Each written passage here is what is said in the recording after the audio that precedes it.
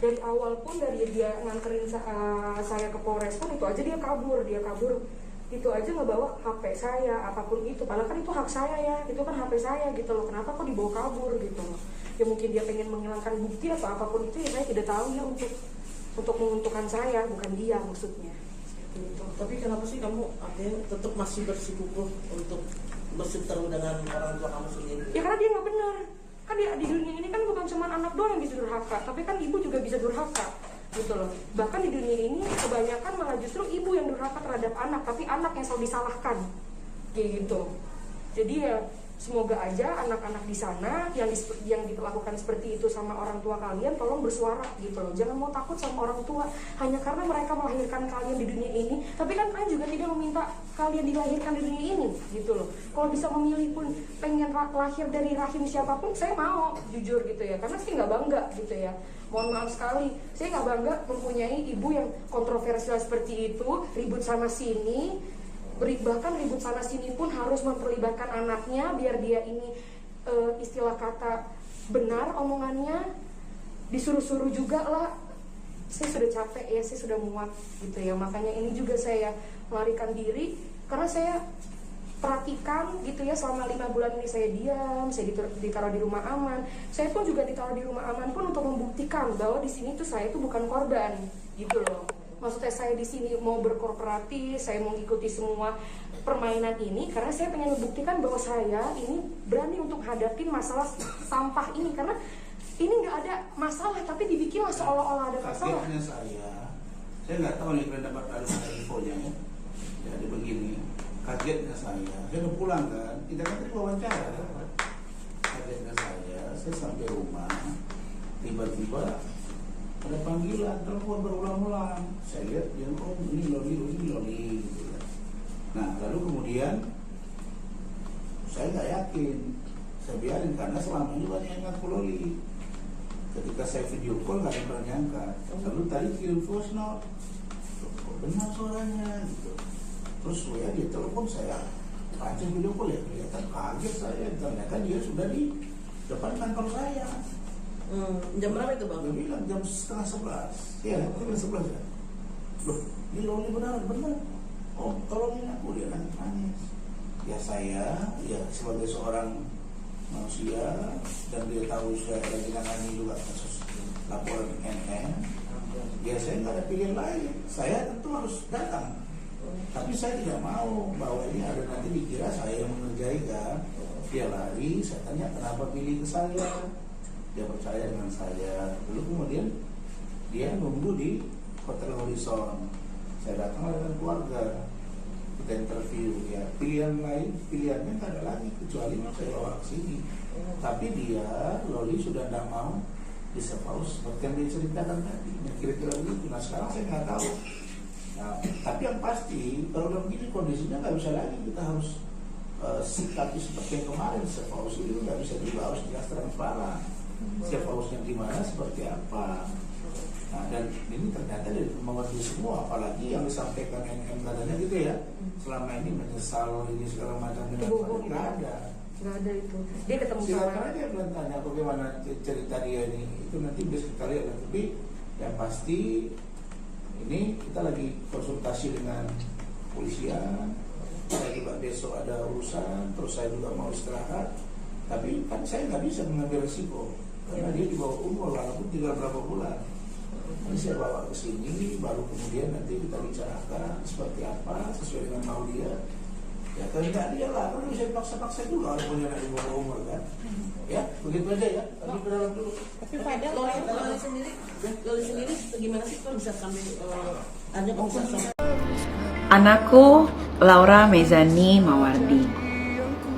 Ini Amina, orang yang sampai kapanpun selalu mendoakan kamu.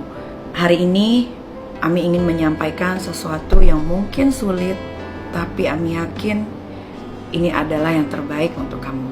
Hari Jumat, tanggal 10 Januari 2025, jam 2 pagi dini hari, Ami melihat video di sosial media bahwa kamu pergi dari rumah aman dan bertemu Rasman. Ami datang ke Polres Jakarta Selatan dan benar itu adanya.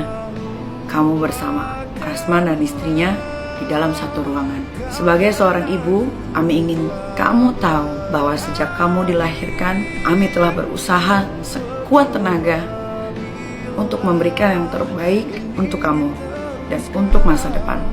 Namun, Ami tahu ada kalanya Ami tidak sempurna.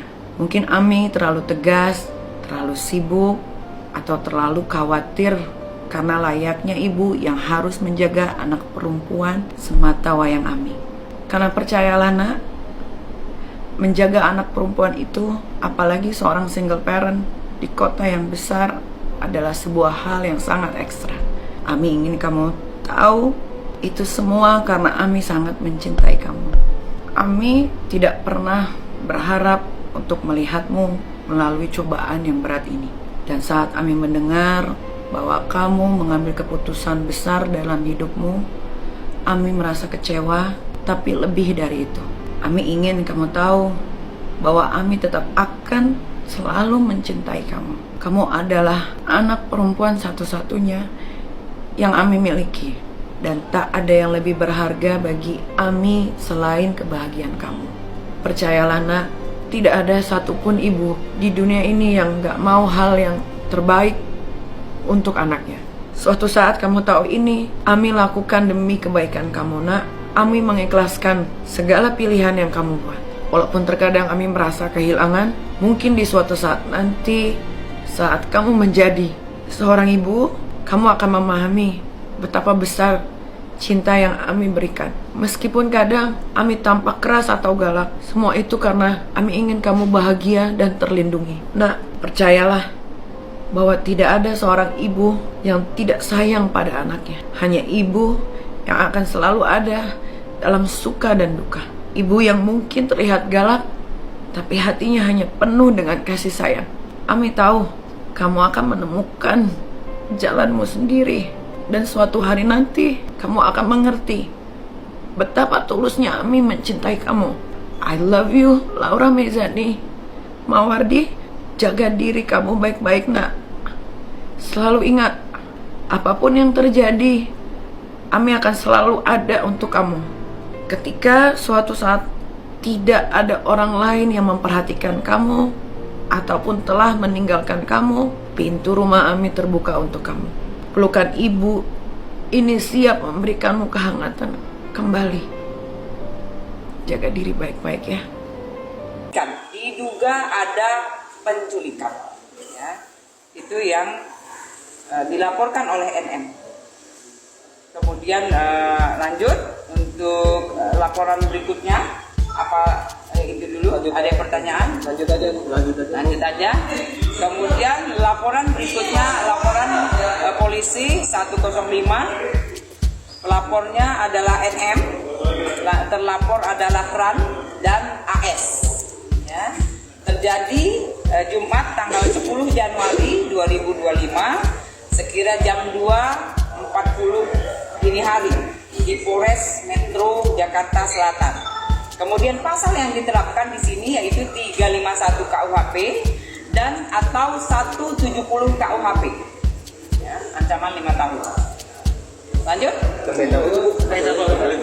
Ya, kalau ini terkait penganiayaan dan pengeroyokan terhadap NM yang dilakukan, yang diduga oleh RAN dan AS. Ya. Kemudian di laporan polisi di 106, pelapor adalah LF, ya. Kemudian terlapor adalah MB. Yang terjadi di Polres Metro Jakarta Selatan Jumat tanggal 10 Januari sekira jam 4.20. Kemudian kasus yang dilaporkan adalah 335 KUHP atau perbuatan tidak menyenangkan berupa ancaman, ya, ancaman yang diduga, sekali lagi diduga ancaman yang dilakukan oleh terlapor. Ya. Lanjut. Ya. Kemudian laporan 104, pelapor adalah RAN. Lanjut, terlapor adalah NM. Kasus yang dilaporkan adalah 351 KUHP. yang terjadi di Polres Metro Jakarta Selatan hari Jumat tanggal 10 Januari 02 ya, jamnya 02.49 di sekali lagi yang terjadi di Polres Metro Jakarta Selatan. Itu rekan-rekan, mohon izin. Untuk terkait kronologi NM sendiri, bagaimana mungkin Bu Nurul bisa diceritakan? Kronologis yang mana pasangan? Yang pengeroyokan pertama. Ya, kalau itu memang terjadi di Polres Metro Jakarta Selatan setelah mungkin rekan-rekan melihat sendiri ada di live mungkin ya. Kalau menurut dari NM ada cekcok karena permasalahan tentang anak NM. Ya, itu yang terjadi. Kemudian setelah itu terjadi pengeroyokan atau 351 ya, penganiayaan. Apa mungkin NM sendiri dapat luka fisik atau bagaimana? Nah, ini masih kita dalami semua. Jadi kita menerima laporan, semua kita terima laporan, kemarin ada 4 dan semua kita dalami jelasnya. Bu, apa Bu yang dugaan penculikan mungkin alasan kamu melaporkan penculikan? Ya, kalau itu nanti kita dalami. Yang jelas dia lihat, dari NM melihat LM adalah anaknya bersama dengan Ran. Nah, itu yang dilaporkan. Nah, semua kita dalami, pasti kita dalami. Kenapa, mengapa, itu pasti ada jelasnya. Bu, bukti apa Oli di Polres Jakarta Selatan tadi malam itu semalam diperiksa atau seperti apa? Ya, jadi ini masih kita dalami semua ya. Kemarin itu memang ceritanya masih dicari oleh penyidik. Yang jelas masih di dalam. LM sendiri posisi di mana saat ini, kondisinya seperti apa? LM masih di atas, masih diperiksa atau dimintain keterangan oleh penyidik. kondisinya mungkin Kondisinya sehat, stabil, baik. Ya, pertanyaan yang dilontarkan atau diberikan dijawab dengan baik. Ibu, dengan adanya masalah seperti ini artinya semakin memperpanjang lagi nggak sih? Ya, kalau permasalahan yang sudah dilaporkan ke Polres Metro Jakarta Selatan pasti ditindaklanjuti. LM sendiri nanti akan dibawa kembali ke rumah aman atau ada opsi lain? Ini masih di atas ya. Penyidik yang berwenang adalah penyidik, kemudian orang tuanya itu yang berwenang. Itu konfirmasi kabur atau ada Masih diduga. Berarti masih diduga ya, Wanti? Masih diduga, jadi masih didalami oleh penyidik. Ke LM masih di atas, masih dimintain keterangan. Mengapa, kenapa terjadi kejadian yang semalam tentunya rekan-rekan yang melihat. Tapi Bu, sebenarnya rumah aman itu seperti apa sih Bu pengawasannya? Bahkan kan dibilang tidak boleh megang handphone, itu seperti apa sih Bu? Ya, jadi kalau dari rumah aman, ya memang demikian. Tidak pegang HP, kemudian juga di pendampingan. Nah, itu semua dilakukan oleh di rumah aman. Ya, artinya dengan Loli yang akhirnya bisa keluar itu kan artinya membuat pihak ibunya mungkin tidak percaya lagi Bu. Seperti apa Bu? Ya, jadi keterangan-keterangan ini masih digali. Penyidik masih menggali dan minta keterangan dari LM. Ya. Bu, apakah ada kemungkinan ada orang ketiga Bu ketika LM meninggalkan server? Masih kita dalami. Oleh karena itu LM masih di atas, masih kita mintain keterangan ya dari penyidik tentu. Bu, mengenai pelaporan Ran seperti apa Bu? Bapak Kapolres dan Bapak Polisi penyidik kasus pengaduan dari Nikita Mirzani terkait dengan putrinya Loli. Pak Polisi, Pak Penyidik, Pak Kapolres, kalau memang terbukti kalau ya ada hubungan intim antara seorang laki-laki dewasa dengan anak di bawah umur, itu sudah merupakan tindak pidana. Kenapa belum ada penahanan? Sudah merupakan delik, bukan aduan malah. Ya, kalau ada hubungan intim antara laki-laki dewasa dengan cewek di bawah umur, walaupun mau sama mau, itu adalah tindak pidana. Bapak polisi, apakah memang ada hubungan intim? Kalau ada, kalau terbukti ada, atau kalau diakui oleh para pihak, sekalipun mau sama mau, itu adalah tindak pidana dan bisa dilakukan segera penahanan. Bapak polisi, Bapak Kapolres, kenapa belum? Halo Bapak Kabar Eskrim, Bapak Propam, Bapak Kapolri, tolong diperhatikan kasus ini karena sangat mendapat perhatian masyarakat. Terapkan hukum, ya, lagi-lagi terapkan hukum. Jelas-jelas undang-undangnya jelas. Salam Hotman Paris. Itu kami anggap nothing dan akan kami hadapi. Saya kira itu bagaimana curhatan seorang Loli biar disampaikan istri saya Ibu Ade Suryani. Silakan. Ya gini ya, saya juga kaget tadi malam kan. Kita baru pulang dari dari rumah dukanya Pak Alvin. Saya kan mandi tuh bulat sampai jam 10 malam mandi kan, terus gedor-gedor. Mimi ini si Loli nih apa nih nelfon kata gitu. Ah Loli mana? Itu Loli si apa Fadel kata gitu. Loh bukan jadi di safe house. Iya nih lah dia lagi ini nih lagi nungguin nih lagi di kantor. Saya bilang sama Rasman, itu bener nggak Loli? Nanti kita ditipu atau ada yang aneh-aneh, aku bilang gitu. Terus coba deh cek video call lagi. Dia punya handphone dari mana? Handphone itu yang punya Bapak Gojek. Nah di video call sama Bang Rasman, bener dia kan. Baru aku pastiin. Aku video juga tuh. Aku rekam kan. Oh bener nih si Loli nih. Udah nangis kan aku udah gimana gitu. Mati aja. Iya, aku kalau nggak ini udah mati aja deh gitu kan. Jadi kami panik juga. Sampai Abang Rambo tuh obatnya ketinggalan, harus minum obat malam-malam itu. Jadi kita langsung pergi gitu loh. Ini juga semua baru datang biar ini kita tahu siapa ibunya kan. Ya gimana kan, bahkan kami bawa rame-rame saksi kan. Nah kami datangin tuh si Loli di kantor. Kami tanya lah semua di situ. Di Hotel Horizon. Itu disaksi banyak orang. Dan saya kaget, saya lucu aja bilang ada ALP katanya kita penculikan gimana anaknya di sini. Penculikan kita antar baik-baik ke sini tuh, bahkan Loli tuh cerita semuanya nangis, bahkan dia tuh Loli tuh nggak mau ngelepasin saya. Dan tuh gini, kenceng banget tanya ibu, bukannya di kamar mandi dia ikut. Loli kamu tenang aja, kamu nggak saya nggak mau ke kamar tante, saya ikut. Nggak mau pisah sama Om Rasman? Nggak mau, saya nggak mau Om, tolong selamatin saya kayak dengan gitu. Menangis. Dia nangis, dia cerita semuanya bagaimana dia di rumah adik-adiknya. Aduh, saya sebagai ibu ya kaget. Selama ini jujur ya saya tuh respect loh sebenarnya sama ibunya, all out sama anaknya, seorang ibu tunggal gitu kan, single mom. Tapi begitu saya lihat Loli ini, wah kacau bener deh. Saya juga seorang ibu ya, waduh kok begini. Nah kami di ruang konsul kan sambil ini cari solusi ini gimana nih. Loli nggak mau lepas, Loli nggak mau ditinggal sama kita mau serahin ke sini kan, udah kamu di sini aman ini. Enggak mau, kita ada solusi. Tiba-tiba datang tuh ibunya. Perhatian ditujukan kepada Tanggal CNM kesini kan marah-marah, nunjuk ke ini nih siapa saya nggak tahu. Tuh begitu keributan lah di luar kan. Ada apa ini?